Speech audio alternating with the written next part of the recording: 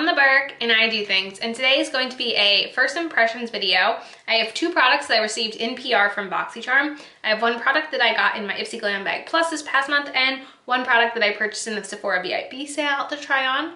So if that's something you guys want to see, then keep on watching. Let's go. I do have the majority of my base done because I didn't really purchase much as far as that goes. So anything on my face I will have linked down below if you're curious. But the first thing I am going to start off with is this palette from Natasha Denona that came in Boxycharm this month. This is the Peak Palette. It is significantly larger than the traditional mini palettes for comparison's sake. Much tinier. And I am definitely excited to try this out. It is 4 mattes and 1 shimmer. I do like her shimmer formula a lot, so I definitely wish there was more shimmer, but I'm excited to try this out. I'm probably going to, I don't know.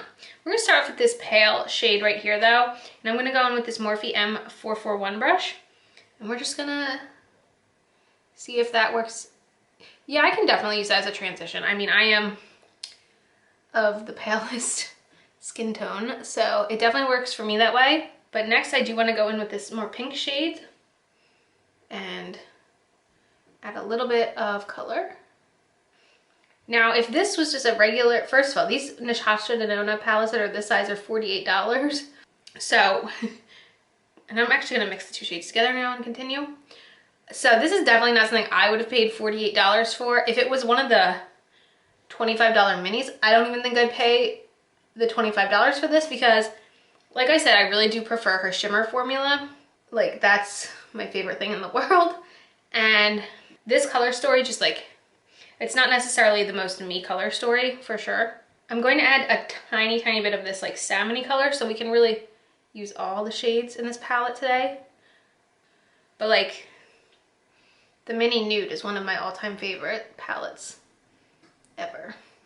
I'm gonna go back in a little bit with the lightest shade and just blend everything together. I mean, what I will say is Natasha Denona matte shadows, they just blend like butter. Now what I'm gonna do is I'm gonna go in with the brush that comes in the Anastasia palette, and I'm gonna go in with the brown shade. I'm gonna start focusing that on the outer corner and blending it all together. So from what I understand, this palette was exclusive to Boxycharm, which is kind of weird, I guess, but that's what they wanted to do. That's what they wanted to do. I'm just gonna go in with this brush again and blend. So what I'm gonna do is I'm gonna take a completely clean brush. This is the BH Cosmetics number 7 brush, and I'm going to use my Hourglass Ambient Lighting Powder, and I'm going to clean up the edges because I feel like that is just like a step that seems to help me the most with harsh edges. Now I'm just going to use my finger and go in with the shimmer shade, which is like a golden. Ooh, see, I just love the shimmers from Natasha Denona. They're so pretty. And I'm going to go back in with the ABH brush and try to blend the brown shade into that gold. I'm going to pop on some eyeliner and then I will be right back to try out another product. Okay, I actually am very happy with the way the eye look turned out. It is, like I said, not a palette I would have reached for and purchased myself, but the quality is really good. So in the Sephora VIP sale, I purchased my first ever Charlotte Tilbury product. It's not my first ever Charlotte Tilbury product I'm trying, but it's the first time I've actually bit the bullet and bought something. So this is the Film Star Bronze and Glow, which is a palette I've always been interested in, but it was like $60 and this one was $30, and I was like, the price is right. So we do have a sculpt and a highlight powder. So I'm going to go in with this e.l.f. complexion brush with the sculpt powder.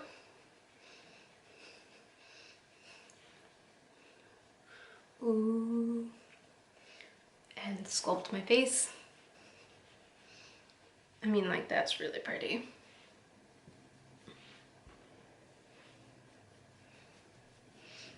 I'm really liking this. This is nice. And I really like the size. Like, I feel like this is the perfect size. I don't really need anything bigger than this.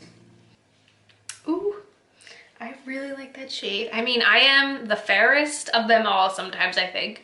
So I don't know how deep of a skin tone this specific shade will work on, but the actual formula looks so pretty. I really like that.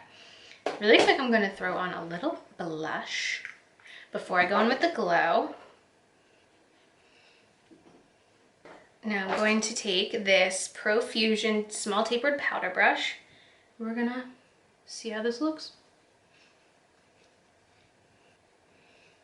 It's definitely a lit from within glow, which I'm totally fine with. I appreciate a good lit from within glow because I feel like that looks really pretty. Ooh, that's fun. I'm gonna actually try to add a little tiny bit to the inner corners. This is just like a small pencil brush from Morphe.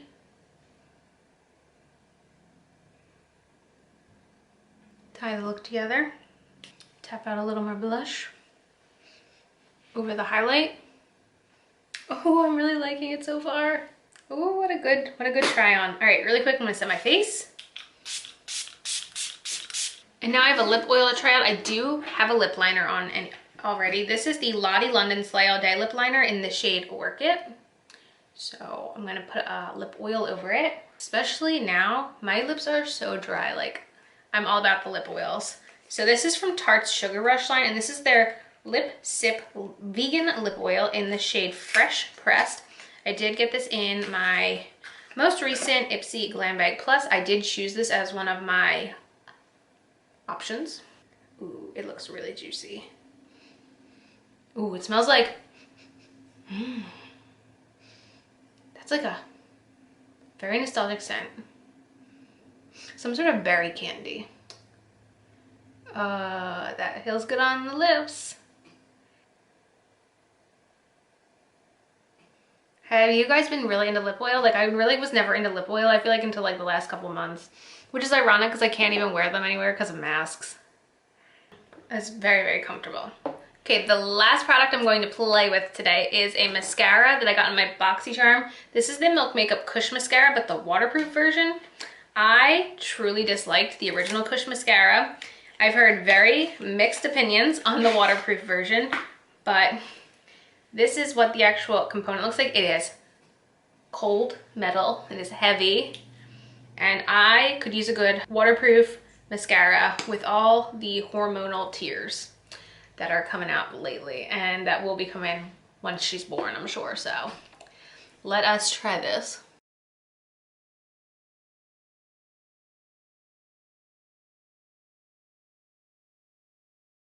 I forgot how this, I feel like it does a lot of lengthening and not a lot of like volumizing. So I'm gonna go in with a second coat and see what we can do. Okay, so this eye has 2 coats, this eye has none.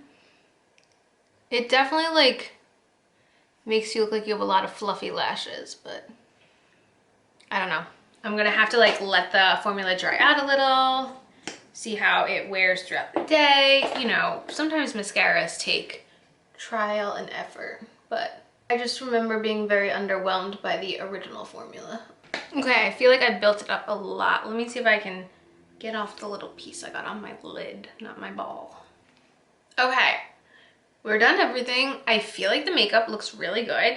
So I think the product, ooh, what do I like most? I mean, like, I'm definitely the most surprised how much I like the eye look from the Peak Palette, seeing as this isn't necessarily something that I would have purchased myself. But the Film Star Bronze and Glow, definitely not a purchase regret for me for sure. I'm really liking the Tarte lip oil. Just loving lip oils, especially with how dry pregnancy has made my lips. And the mascara I definitely will have to get back to you guys on through trial and error to see if it is really waterproof, how the formula kind of evolves with time and all of that. But I'll definitely be interested to hear what you guys think of these products if you have tried them before, and whatever else you guys want me to know. And yeah, that is it for this video. As usual, thanks for stopping by my channel. If you're new here, click the subscribe button and ring that bell for notifications. I have my Twitter and my Instagram down below. Give them a follow, and I'll see you in the next video. Bye, guys!